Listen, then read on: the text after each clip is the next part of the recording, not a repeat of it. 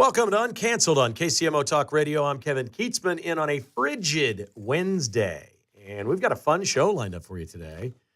We're going to crack the case of the Mahomes-Kelsey thefts, the burglaries at their houses. We're going to get into the Delta Airlines crash a little bit more. We still don't know anything about the pilots or the crew of that flight. We've got a little bit of KU basketball probably in front of us somewhere on this show today because what the heck was that last night? Mike Brown will join us at 10:30. He's the chair of the Kansas GOP. He is on his way out at the end of February. He's doing kind of a victory tour here at the end. They're calling it Celebrating the Golden Age. And there will be events there's an event in Wichita, Overland Park, and Goodland in Kansas with very special guests, Dinesh D'Souza, Kevin Sorbo, the actor, and Lauren Boebert. We'll talk with Mike Brown about those and how you can go and save $20 off your ticket. It is all ahead on a busy day on Uncanceled, where we start with another reason why so many Americans don't trust the federal government. And I don't want to read too much into this, and I really don't want to say anything bad about the FBI officials that were investigating or whatever may be the case. The burglaries at Mahomes and Kelsey's houses were in October. We're in the middle to late of February right now.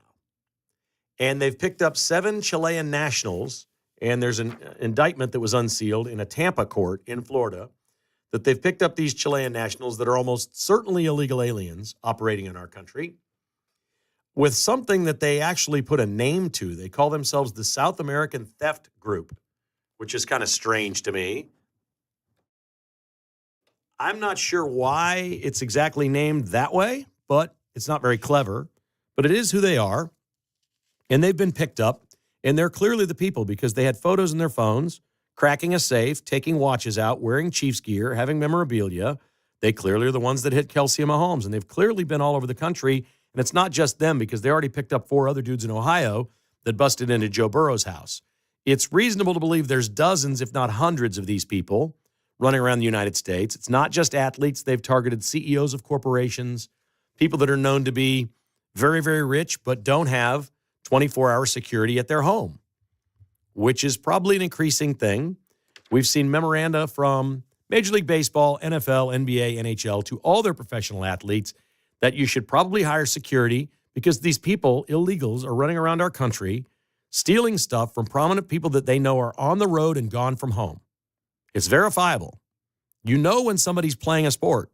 You can listen on the radio, you can watch on TV. They're not home. They're playing a sport right now. And that's when they all got hit. And so what did they do here in Kansas City? All due respect to the men and women. I love the work that they do, but I felt bad for local officials because somebody high up in the federal government, the FBI, Department of Justice, whatever, immediately told our local authorities to stand down. And then immediately it started leaking out all over town because I heard this right away. Chilean gangs. Well, a gang doesn't always have to be drugs and it doesn't always have to be violent. But this is definitely a Chilean gang. They're the South American Theft Group. That's a Chilean gang. So that got out pretty quickly. I went on my podcast and said it. I'm sure Pete's mentioned it many times. Hey, the word on the street is this is what's happening. But nobody could confirm it. Why? Biden was still there. DOJ, FBI, the same thing we've seen at every possible level. They didn't want this story out there during football season. The last thing they wanted was for people to say illegal aliens are ripping off the stars of the NFL. They buried this story. Again, it's the media's deception and their collaboration with Democrat operatives, whether they're in the Department of Justice, the FBI, the White House, wherever it may be, is enormous. And this was clearly choreographed this way and orchestrated to keep it completely silent. Now the election's over. This was before the election. The Mahomes and Kelsey got popped.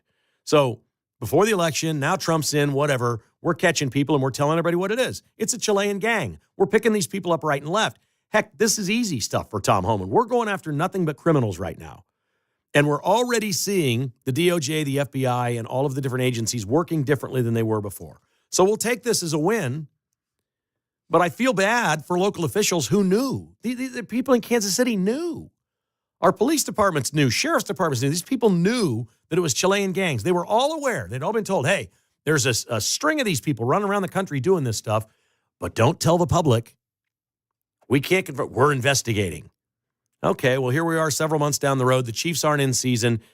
Kelsey and Mahomes are nowhere to be found for commentary. I do wonder this. If we're going to talk about Travis Kelce and Taylor Swift getting married, it's pretty obvious at one point Travis was being told to be a Democrat. With the Pfizer shots, the different ads that he was doing, things. Once you get ripped off and you feel violated that a Chilean gang that is in the country illegally because of the people that were elected president, and I say people on purpose because it wasn't Joe Biden, the people that were elected president allowed this to happen and you've been ripped off and they came into your home and they stole your stuff and you feel violated, would you change parties? Because I sort of sense that Travis Kelce's been moving right. We've been hearing the things he's been saying, the things that he's doing. I don't know. I don't know that he was ever left. I used to describe Travis as somebody who didn't care about any of this stuff. Would you suddenly care if people broke into your home and stole your stuff and you knew they were illegal aliens that your president and one party just allowed to walk into our country? Because I would. That would be enough for me. We're also seeing Patrick Mahomes speak out a little bit more now, aren't we? And look a little more conservative with his Christianity, the things his wife's saying, their relationship with Trump, Trump's kudos and love to them all the time. These are life-changing events. They absolutely are. You can feel safe and secure and rich and really talented and all these things, but we're all basically the same. We want food, we want shelter, we want safety and security. We pray for good health. It's what we do. And these guys were violated in the worst possible way. And now we know for sure Chilean gangs, the South American theft group. In those two homes, it says they got away with $2 million plus in Chiefs clothes, jewelry.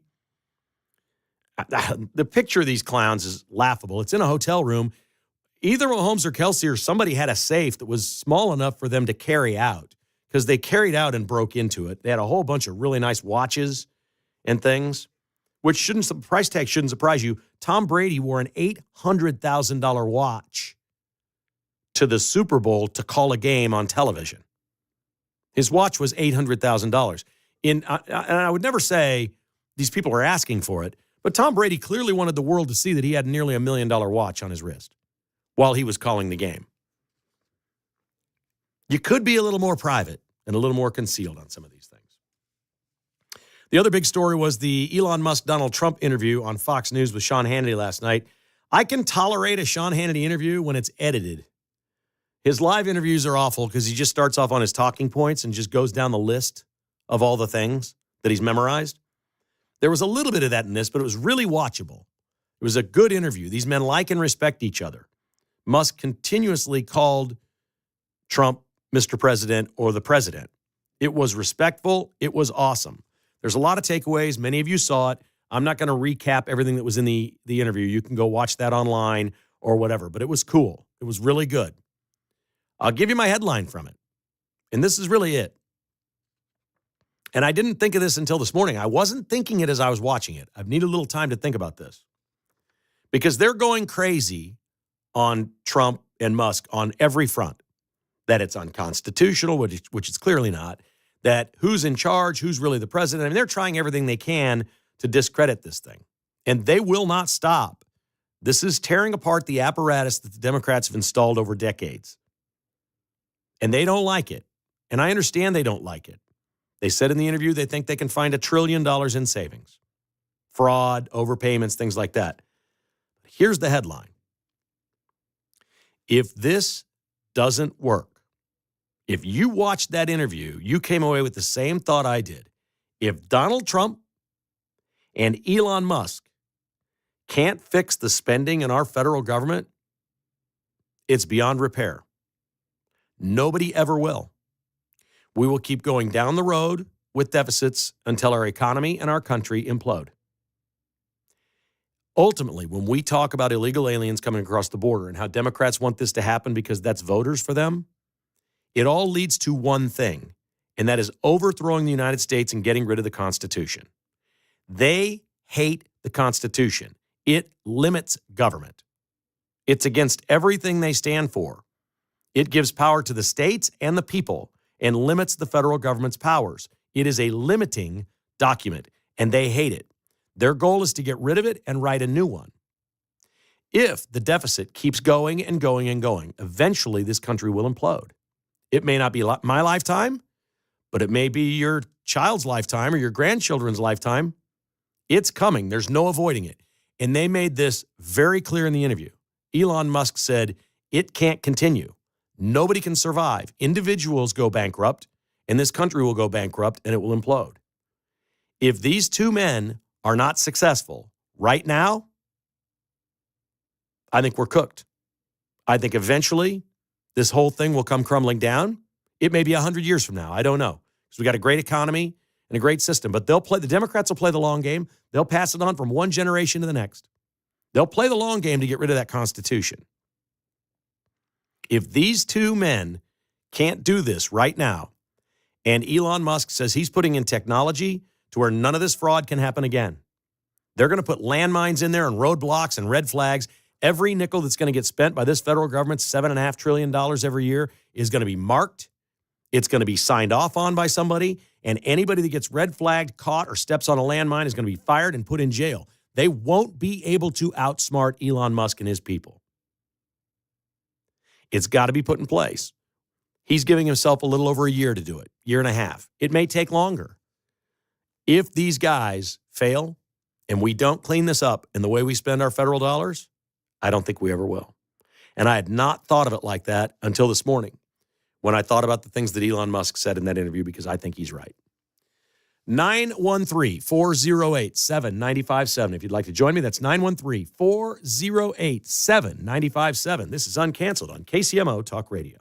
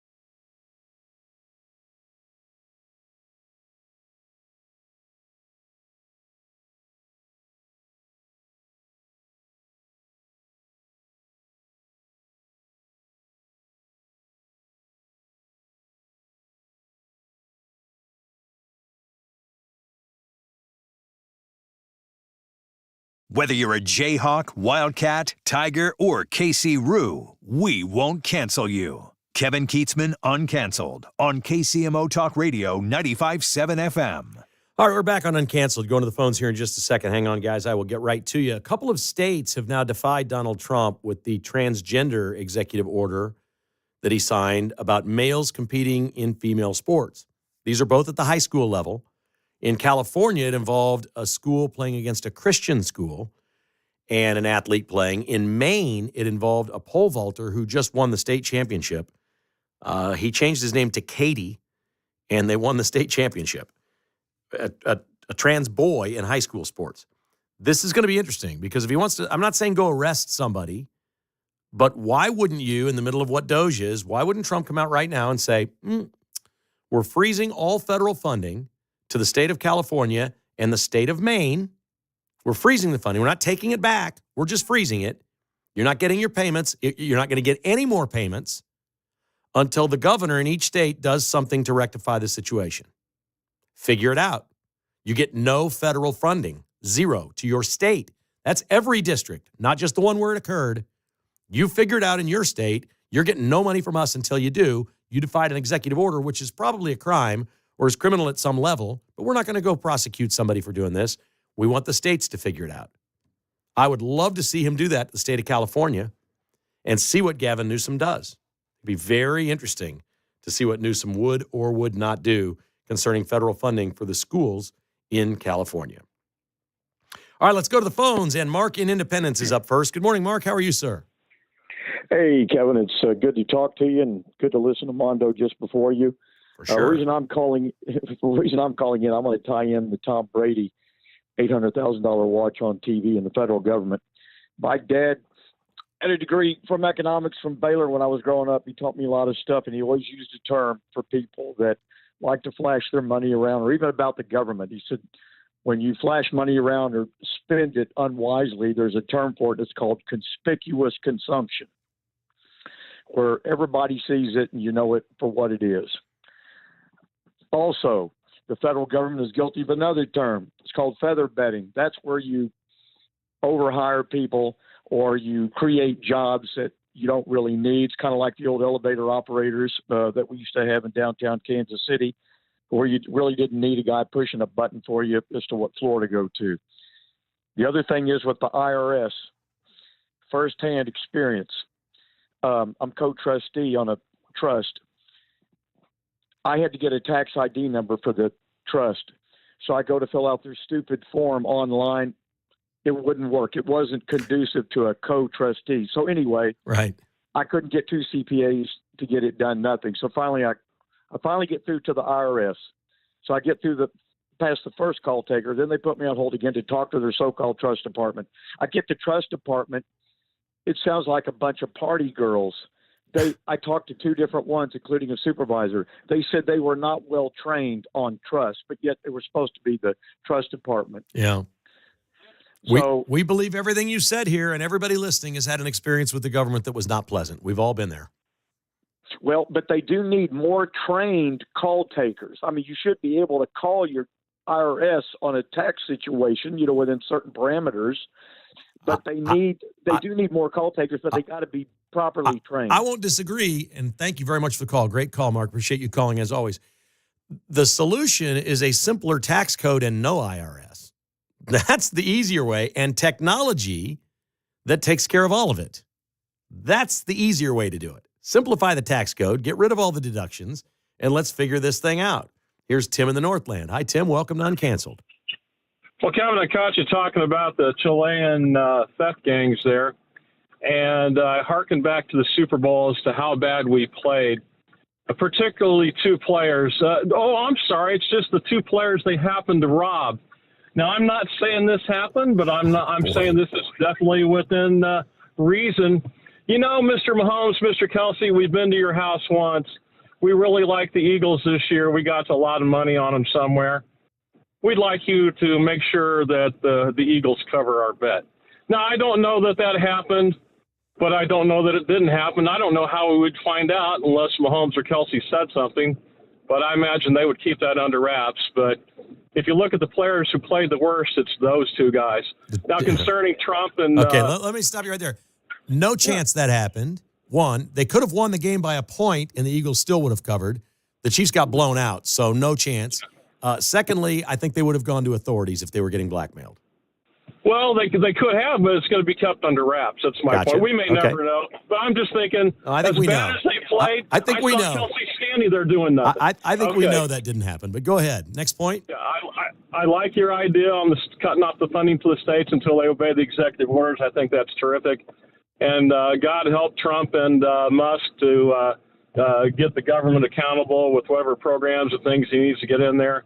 I'm looking forward to seeing a bunch of people arrested, probably mostly the Democrats. And I think a lot of this problem, I don't know, I'm not going to say it started with Obama, but I think he fueled it beyond belief. It did.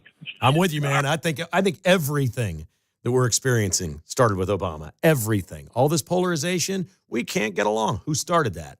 I know who started that. Barack Hussein Obama. There is no question about it. Here is James in Olathe on KCMO Talk Radio. Hi, James. Good morning. Hey. I just wanted to comment on this. You talk about the tax code. You know, how are you going to deal with Schedule C? You know, they talk about. I can't even tell you what it is, but here's how you're going to deal with it. You're going to get rid of it. Well, okay, I'm an independent contractor, so I have, I deduct mileage and a lot of business expenses. I mean, are they going to take my word for it? If everybody pays and gets paid electronically, it's all in a computer. Period. And the government has access to all this anyway because we report it every year. Just give them the access to it and tax everybody the same. I think this whole solution is a national sales tax program and scrap income tax altogether. You and I will hug you over that idea. That sounds like a great idea. No problem. Yeah. But we can't do that immediately. We're going to have to phase out to something else. We'll have to phase the income tax out. And I think Trump wants to do that. And I think a lot of people want to do that. And maybe we just phase it out to where it's 10% for everybody, which we could all live with.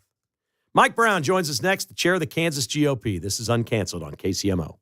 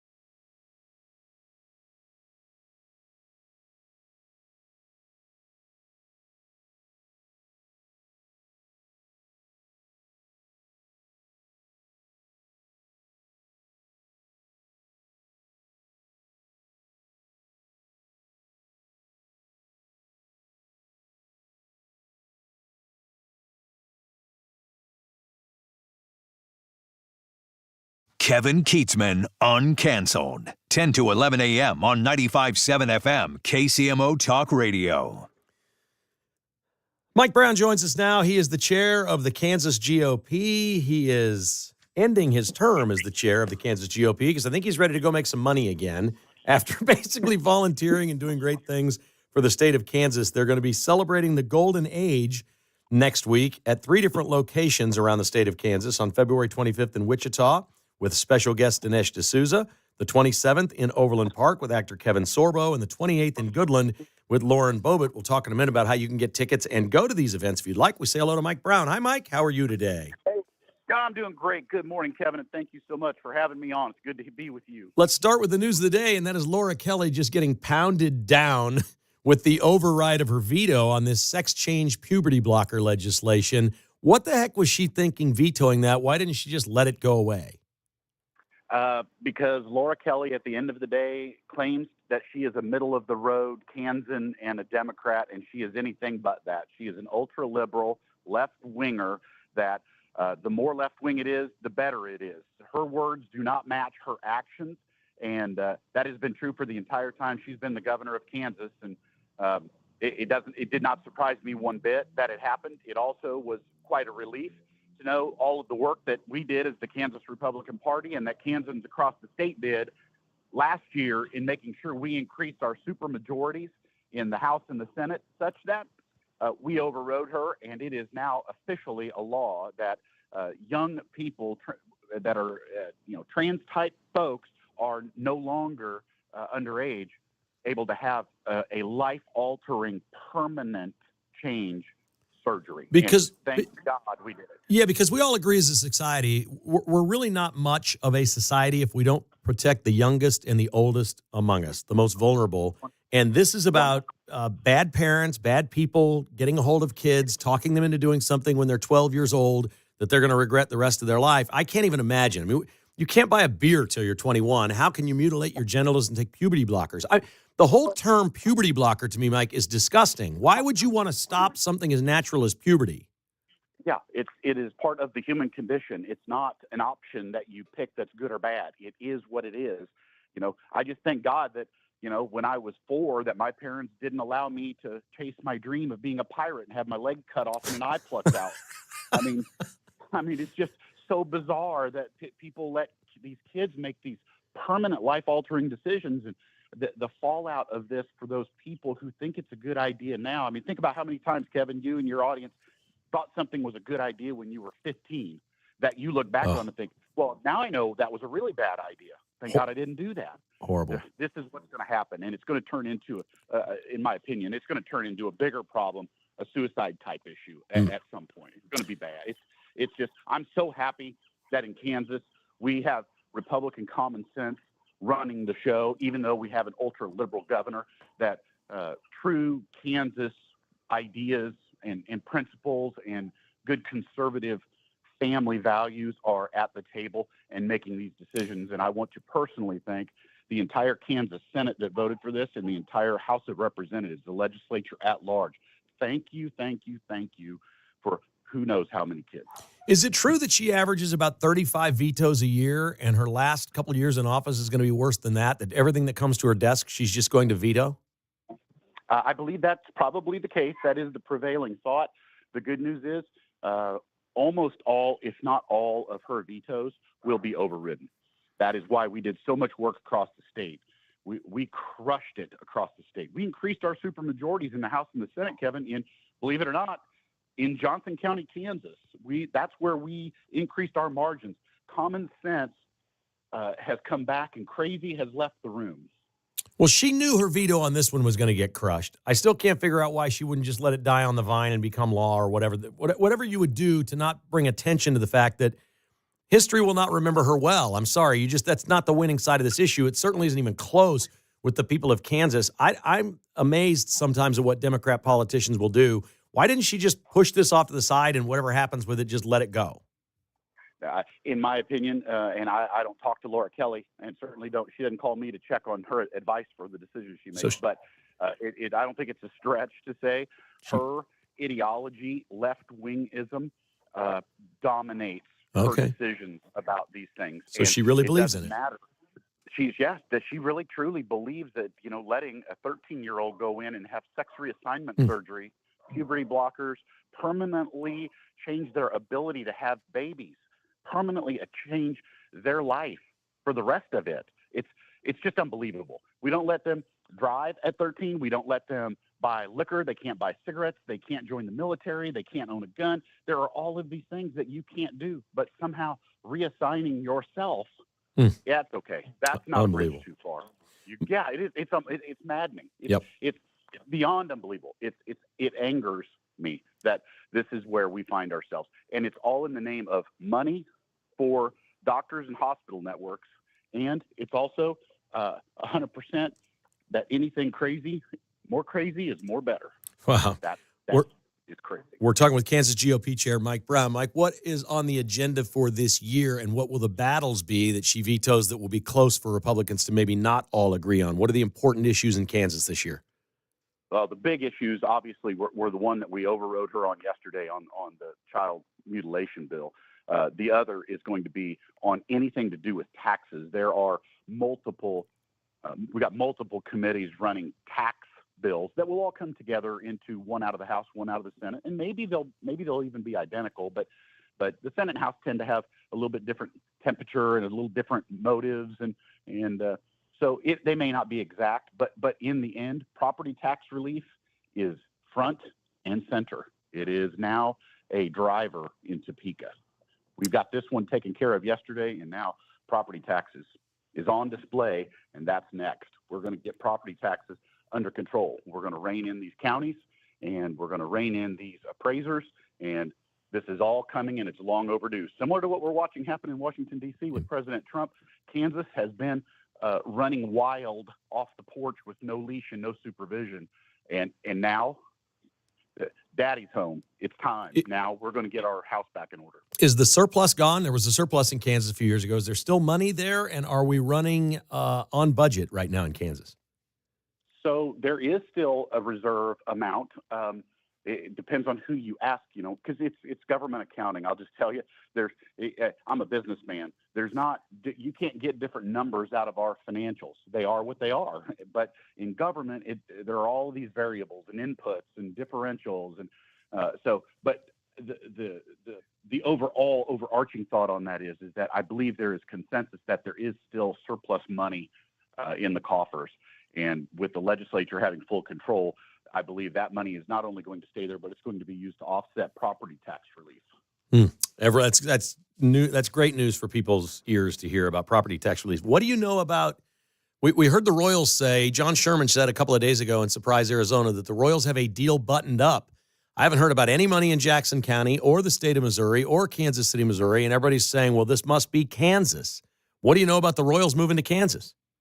Well, not being coy, and I'm not trying to dodge your question. I don't know anything about it, Kevin. If they've cut a deal, it literally, and there's no such thing as secrets in Topeka. Right. Those don't exist. But if they pulled it off, this would be the first time in my life that I've ever seen them actually keep something under wraps.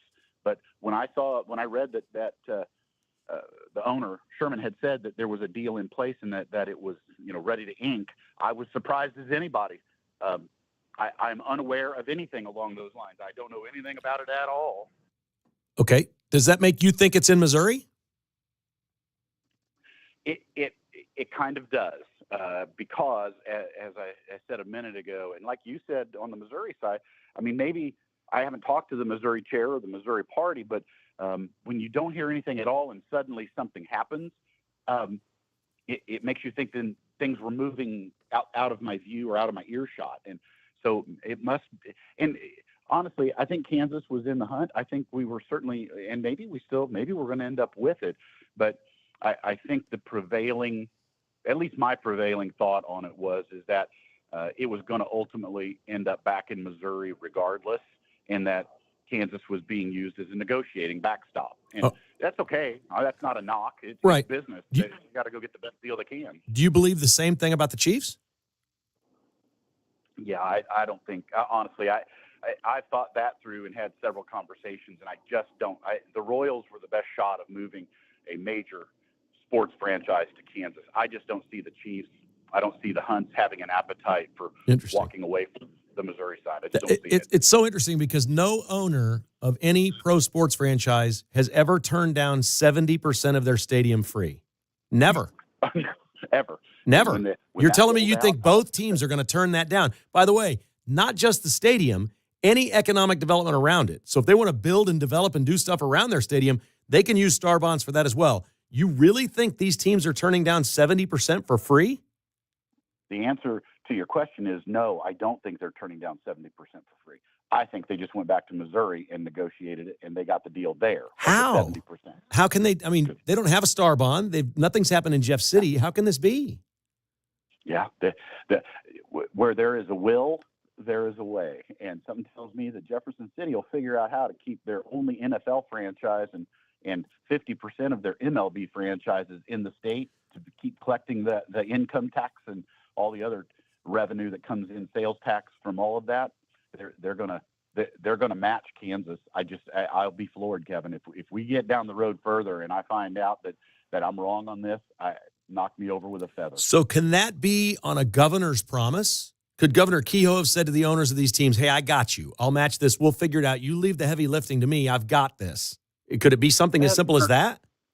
The governor carries a lot of weight, but if, and I'm not saying this happened, but in that meeting, you bring in the Speaker of the House, the President of the Senate, you bring in the chair of what I can't remember if theirs is Ways and Means or if their budget or what their committee that controls the purse is, but you bring in the chairman of Commerce or you start bringing in the players in Missouri, you've got enough juice at the table that they can turn the water and make it run backward. And that's my gut hunch about what's happened here. Boy, if that happens, the state of Kansas costs Missouri an awful lot of money to keep their teams. That's pretty unbelievable. And in the never-ending tug of war between Kansas and Missouri, Kansas really does want it. I will tell you, speaking with legislators, they want it. They want it. However, at the same time, if in the process of not getting it, they dip Missouri, I think there'll be a smirk. A smirk, yeah. Well, look, I think these states should compete for these things. I'm okay with that. I think all states in America should compete for business, and I'm cool with that. Me too, 100%. All right. It's the free market. That's how it should go down. Let me ask you about celebrating the golden age. The website for this, if people want to go to one of these three events, we'll give the dates and the special speakers at each one of them in a moment, is KSGOP. That's KansasGOP.ticketspice.com. That's KansasGOP.ticketspice.com.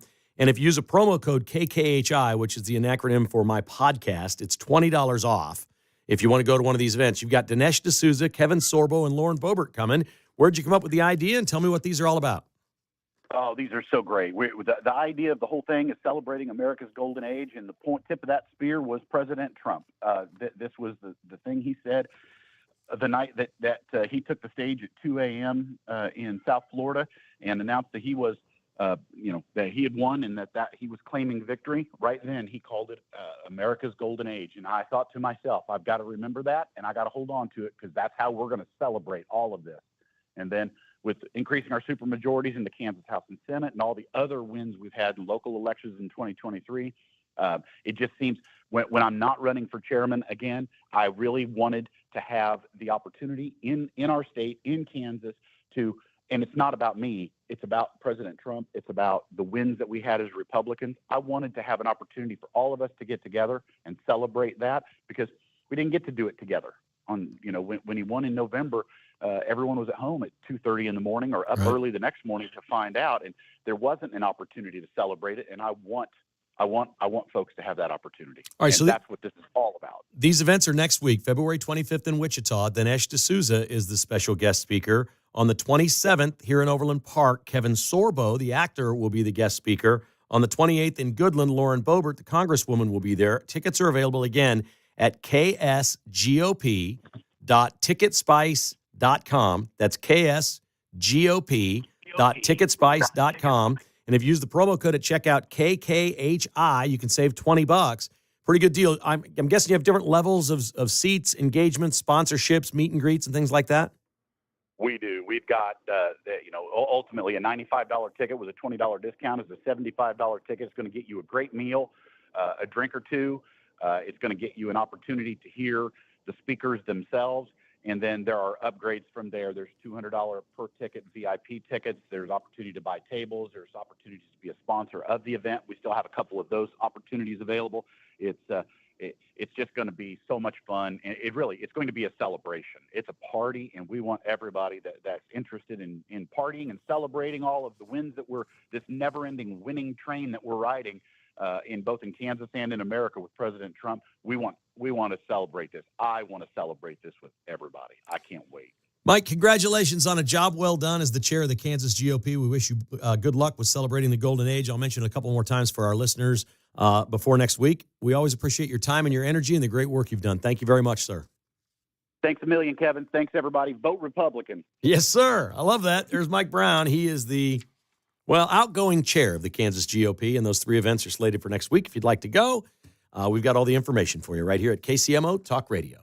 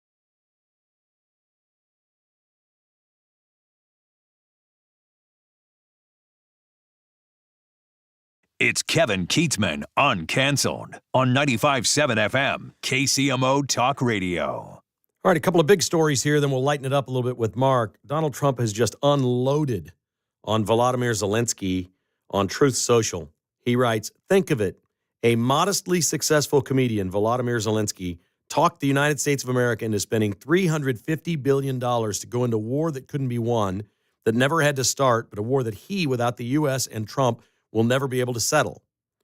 Whew. He unloads on Europe. He goes on to say that the only thing Zelensky is good at is playing Biden like a fiddle. A dictator without elections, Zelensky better move fast or he has not a country left. In the meantime, we are successfully negotiating an end to the war with Russia, something all admit only Trump and the Trump administration can do. Biden never tried. Europe has failed to bring peace, and Zelensky probably wants to keep the gravy train going. I love Ukraine, but Zelensky has done a terrible job. His country is shattered, and millions have died unnecessarily. And it just continues. Wow. We're also looking more into that Delta crash. An F-18 pilot was on Fox News earlier today, Matthew Buckley, and he winked at Bill Hemmer at the end and said, they're withholding the name of the crew and staff for a reason, Bill, as they were saying goodbye, and he winked at him. They're going to blame everything except the crew on this thing. They're building a case for anything except the crew. We don't know anything about that crew at this point. Now, we can call this lightening up, Mark. What in the world was that basketball game last night? That was a disaster. That's what that was for Kansas. I mean, that was the worst loss in the Self era. Third worst loss all time in Kansas history. I mean, I don't know what to say at this point. He's beyond frustrated. He said he was embarrassed. He said he thought the team could come together on this road trip with some team building, but what they need to do is get away from each other. Do you think the players are fighting? Do you think there's like an infight there that can't be solved? I could see that. There was a mention of Zeke Mayo not going to the huddle with the team during a free throw. Everybody usually gets together before the free throw. Mayo went off to the side by himself. Folks, if you don't follow it, Kansas lost at BYU by 34 points last night. And it wasn't that close. No. It could have been 44 Yeah. or more, and they kind of looked like they quit. Mm-hmm. Something really bad is going on there. My wife's a big KU fan. I know a lot of folks are. Almost everybody's blaming the players right now, saying the effort just isn't there. We all agree with that? I think so. Yeah. Cole Aldridge suggested on Twitter, former KU player last night, that he play the managers because at least they'd care. Yeah. Better than nothing. Honest. Patrick Mahomes' dad was in court. Did you see this story? Patrick Mahomes' dad is on probation in Texas for his 27 DUIs. Mm-hmm. They allowed him on probation to go to New Orleans for the Super Bowl. Then he came back and the court said, come on in here. What the hell was that altercation on Bourbon Street? And he said, it was fake. It was all to promote a Barstool Sports fight. The entire thing's a gimmick. I wondered about that. Now, In the back of my head, I wondered that. I don't believe him. Oh, really? Okay. I think he might have perjured himself. I think he needed an out with the judge. Now, Dave Portnoy's going to hear this at Barstool Sports, and if that's not true, well, first of all, if Portnoy did rig something like that, Portnoy's got answers. He's going to have to answer to some people because he's known as like an honest brand, right? Yeah. That's going to be a big problem for him if that's what this was. If it's not, Pat Mahomes is in trouble for lying to a judge. Yeah. A couple of days before that altercation happened, Portnoy did say he wanted to have a boxing match. So there is that out there. Wow. I think it'll be interesting to see what happens there with Portnoy. How about this? The great John Madden's grandson becomes the first Madden to be employed in the NFL since John Madden. Jesse Madden is 21. He was a D-back and quarterback at Michigan on their championship team. He's now the quality controls coach at Washington. Nice. Pretty cool. You know, not a Nepo baby. It's a Nepo grandbaby, but he's going to have a chance. If he can coach, he'll definitely get a chance. Dan Bongino is up next.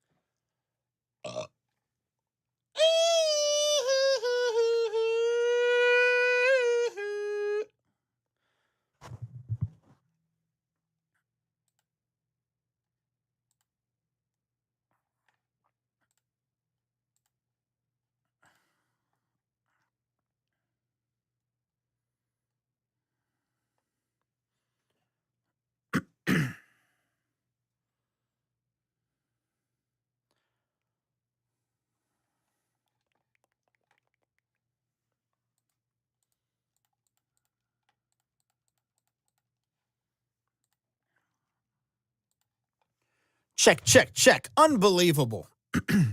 Unbelievable what's happening with Kansas basketball.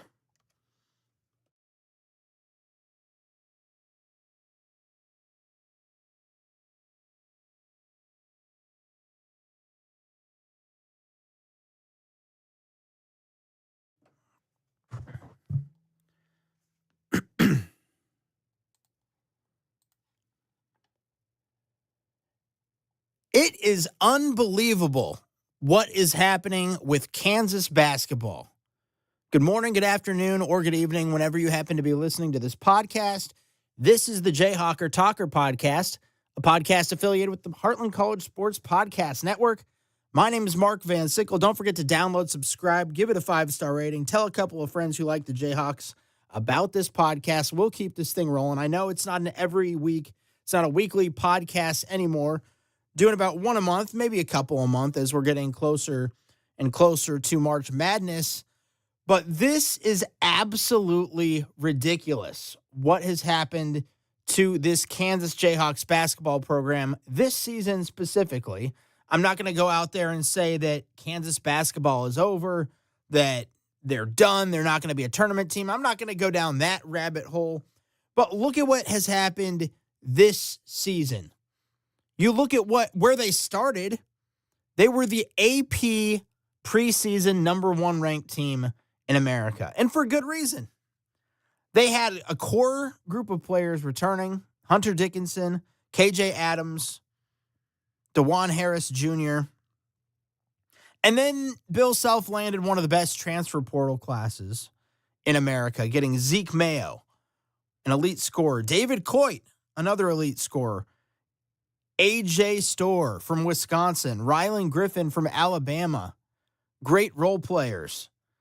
But they just have not been able to capitalize. They haven't been able to capture the magic that really they had at the beginning of the season. And when you look at this Kansas basketball team, the lows keep getting lower, and they dipped to the lowest point last night, Tuesday night, February 18th, in a blowout loss at BYU. We thought that loss in the home opener against West Virginia, the conference home opener against West Virginia, that was going to be a low point in this season. No. That seems like years away at this point. Then you had the back-to-back losses, the back-to-back Saturday losses for KU against two teams in which they had a 98% chance to win during the game. Yeah, that was against Houston. That was against Baylor. We talked about that on the last podcast. But when you have a 6-point lead in overtime with 18 seconds left in the game, and you're at the free throw line with a chance to go ahead by 7 or 8 points, and you lose that game at home to Houston, who is a top 5 team nationally, that will affect the psyche of a team. And then the following Saturday, they go out on the road at Baylor, take a 19-point lead into halftime, and somehow lose by 11 points. You've never seen a Bill Self team do things like this. You've never seen a Kansas team do things like this. And then the latest disaster came in a road trip to Utah, in which the Jayhawks were going to face the Utah Utes on Saturday, this past Saturday, and then the BYU Cougars on Tuesday evening. They go into these two games thinking, all right, get a couple nice road wins. Then you're going to have Oklahoma State at home. Then you're going to have Colorado, a couple of teams that you can beat before having that really tough stretch in March against Texas Tech, Houston, and Arizona before the Big 12 tournament. Well, that did not happen. Kansas could not come out of this one even with a lead. At any point in this road trip in Utah, BYU, of course, is in Utah as well. Both of these games in the state of Utah, Kansas did not have a single lead in either of the games. Jayhawks fell behind 5-0 at Utah on Saturday and then fell behind 8-0 at BYU on Tuesday night. They were never able to bounce back in either of those games. It just seems like once they get out of it, they are mentally shot. It seems like this team is mentally weak. That is my best estimation in why this team cannot get over the hump. And I'm not going to say that going on the road at Utah or at BYU is an easy task. BYU doesn't have a great overall record, but at home they're 14-3 on the season. And BYU 13-2 at home on the season. BYU is going to be a tournament team. So there's no shame necessarily in these losses, but it's the way that they lost. Not being able to get a single lead in either of those games. The Jayhawks were pushed around, not very competitive in either contest. You look at what Kansas did on the defensive side. Absolutely pathetic effort on defense from these two games. They allowed 25 three-pointers over that two-game road trip. They were out-rebounded by 20 rebounds between both games. They were actually out-rebounded by 10 against Utah, and they were out-rebounded by 10 against BYU. They didn't score 70 points against Utah, couldn't even score 60 points against BYU. And this loss to BYU was the bottom of the barrel. That is when things hit the bottom. There's no getting worse. Unless, of course, they do lose at home on Saturday to Oklahoma State. That would be worse. So I guess technically things could get worse. But losing in the fashion that they did, a 91-57 loss, was the worst, tied for the worst loss in the Bill Self era. 34-point loss, tied for the worst in the Bill Self era. And then since the AP poll has been around, this is the worst loss by a Kansas team. As Kansas is a ranked team, losing to an unranked team by 34 points, the worst loss in the modern era of Kansas basketball. That is why it is the low point for the 2024-2025 season and why it is a low point in Kansas basketball history. Not trying to be hyperbolic, just stating facts here. They literally have not had a worse loss in the AP era. So this goes on. You don't know exactly what's going on, other than, to me, it looks like this team is not mentally tough. The team chemistry is not there. Looked like there was no heart, no hustle, no competitiveness. And Bill Self had some very interesting comments after both games, but this is what Bill Self said to a reporter after their loss to Utah. This was on Saturday after the game. This is a quote from Bill Self. If you're listening with children right now, I'm about to use a word that should not be used around children. Fair warning, if you don't like hearing cursing, do not listen to this right now. This quote from Bill Self. Fast forward 30 seconds into the podcast, and you'll avoid this. This is Bill Self Saturday night after the loss to Utah.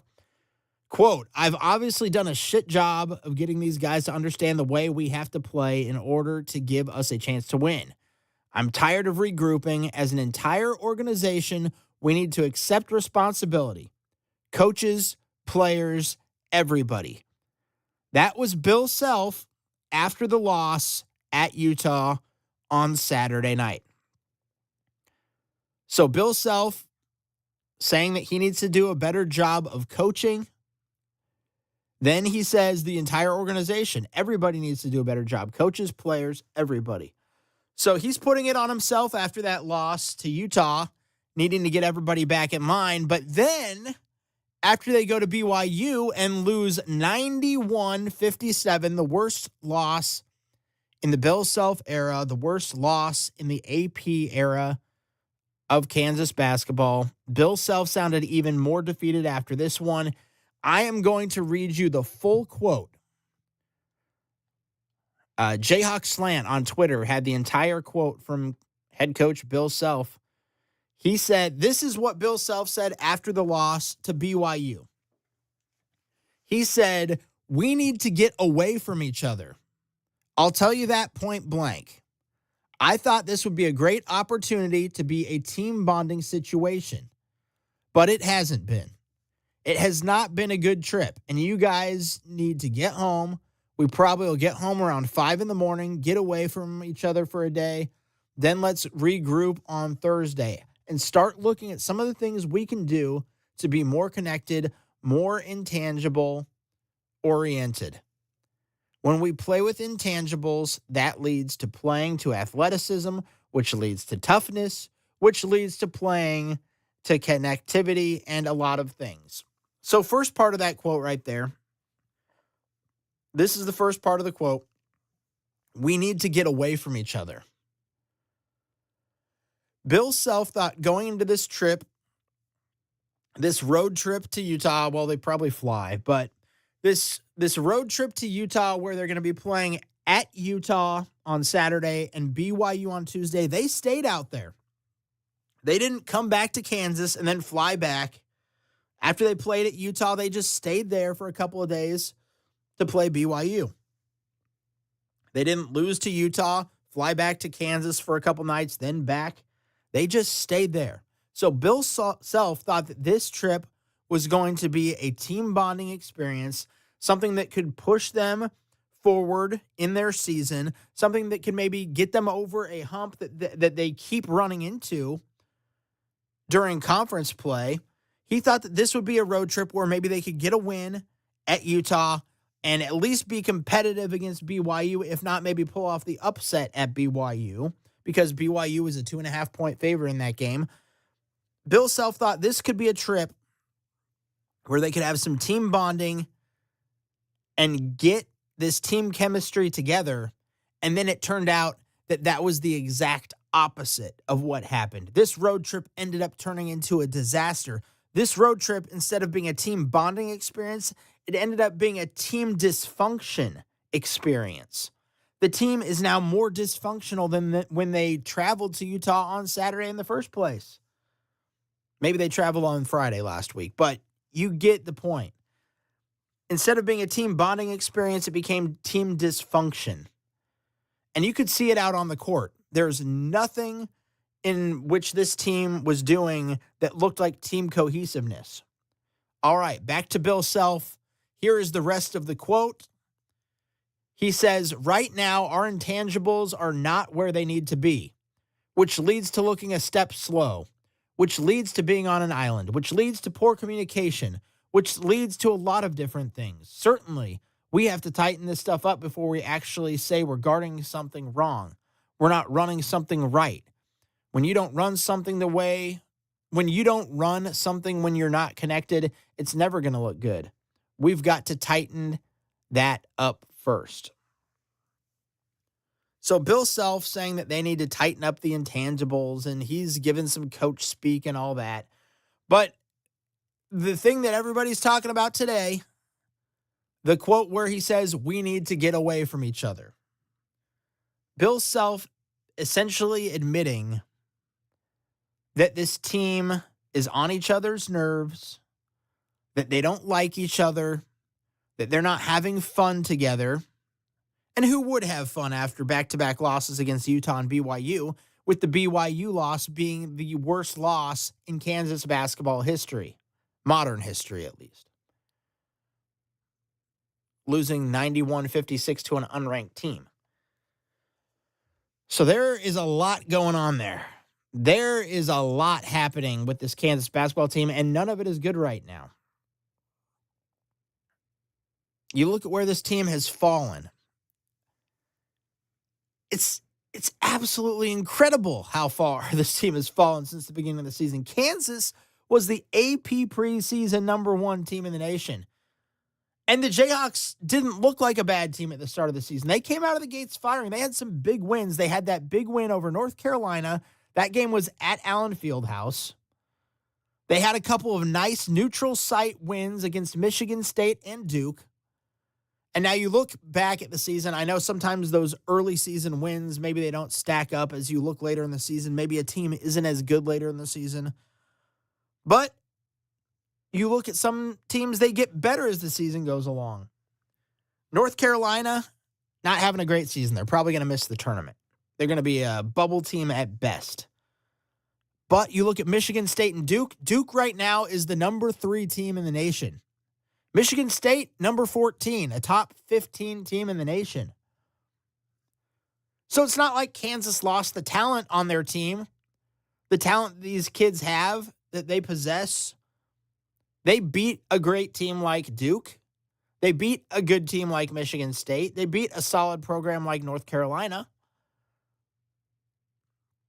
So you see teams like Duke and Michigan State growing as a team as the season goes along. And meanwhile, Kansas is taking steps backwards. So as they're getting closer to March, as this team inches closer to the Big 12 tournament, inches closer to March Madness, Kansas still doesn't have an identity. This is absolutely bonkers of a Bill Self team.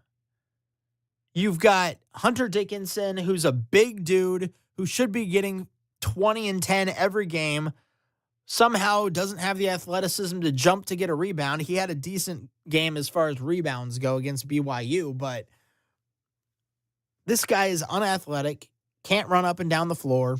They've got Flory Badunga, who's a freshman, who's actually a pretty good big, running up and down the floor, getting blocked shots, getting rebounds.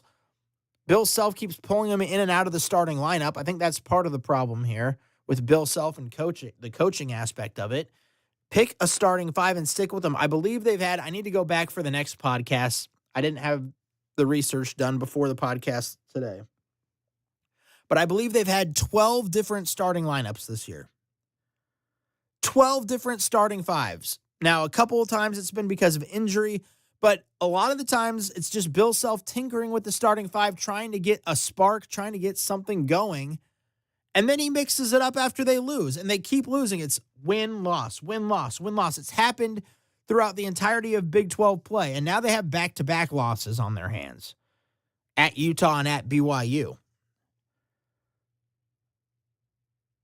So it's something that Kansas has to figure out, but it's way too late in the season now. We're getting to late February. If you don't have an identity at this point, you're in trouble. Yes, Kansas is going to make the tournament, but things look absolutely terrible for the Jayhawks right now. Now, Kansas here, if you want some good news, Kansas fans, I know this has been a down and dreary podcast because of what's been going on with Kansas the last couple of games, but you look at what they have coming up. They've got a home game against Oklahoma State and then a road game at Colorado. Both those very winnable games for the Kansas Jayhawks. Right now, Kansas is 17-9. They win both of those games, they're 19-9.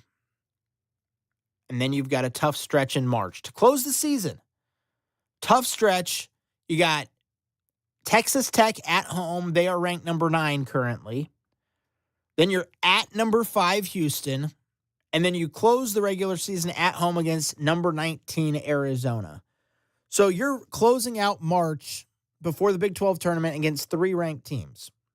Now, here's the good news for the Jayhawks. There's good news and bad news. Obviously, the good news is you get 2 games to end February against Oklahoma State and Colorado, 2 of the worst teams in the Big 12. Got to win those games. That's first and foremost. That should be the good news. KU should win those games. If they don't, rock bottom gets even lower. But we'll be positive here at the end of the show and say Kansas is going to beat Oklahoma State, beat Colorado, get to 19-9 on the season going into March. Then you've got a little bit of momentum going into March. You've got Texas Tech, a top 10 team, coming into Allen Fieldhouse. The fans are going to be hungry, want to see a win there against a top 10 team. Texas Tech actually last night, Tuesday night, when KU was losing to BYU, Texas Tech lost on the road at TCU. TCU is not a great team at all. So KU can beat Texas Tech at home. I'm going to say KU does beat Texas Tech at home and go to 20-9 on the season.